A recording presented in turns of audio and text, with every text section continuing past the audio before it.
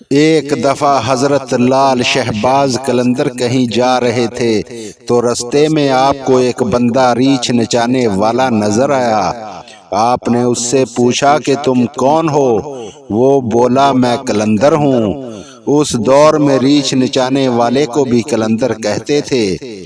تو آپ مسکرا دیے، لیکن اس بندے کو یہ بات بری لگی تو وہ کہنے لگا کہ آپ کون ہے؟ حضرت لال شہباز قلندر بولے کہ میں بھی قلندر ہوں۔ وہ کہنے لگا آپ کیسے قلندر ہیں؟ نہ ہی آپ کے پاس کوئی ڈگڈگی ہے نہ ہی ریچھ ہے، تو آپ تماشا کیسے دکھائیں گے؟ حضرت لال شہباز قلندر نے اس کو فرمایا کہ پہلے تم دکھاؤ پھر ہم دکھاتے ہیں۔ اس ریچھ والے نے ڈگڈگی بجائی، ریچھ کھڑا ہوا اور ناچنے لگا۔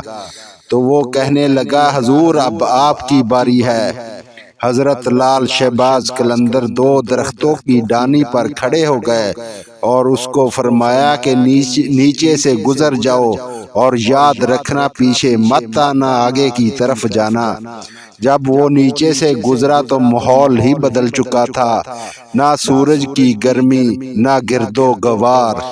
اسی سوچ میں تھا کہ سامنے سے ایک بہت بڑا لشکر گھوڑوں پر سوار تیزی سے اس کی طرف آ رہا تھا۔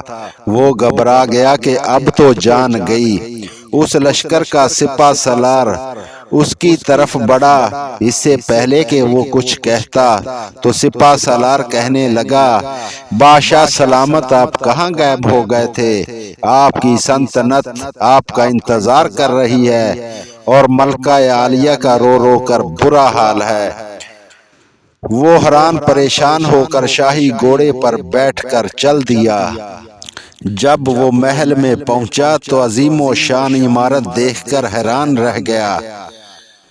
تو محل کے اندر داخل ہوا تو خوبصورت ملکہ گلے شکوے کرتے ہوئے اس سے لپٹ گئی اور شاہی لباس پہن کر تخت پر بیٹھ گیا۔ کچھ سال گزرے، بچے ہوئے، شہزادے جوان ہو گئے، بوڑھا ہوا جسم سے جان منہ سے ذائقہ چلا گیا۔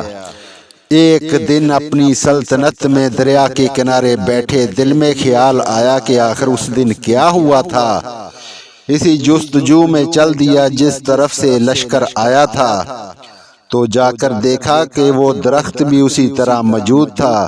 اس نے کہا چلو دیکھتے ہیں۔ نیچے سے گزرا تو ماحول بدل چکا تھا، وہی وقت وہی مقام، اسی طرح ڈگڈگی اور ریچھ پڑے تھے، وہی گرمی وہی گرد و غبار۔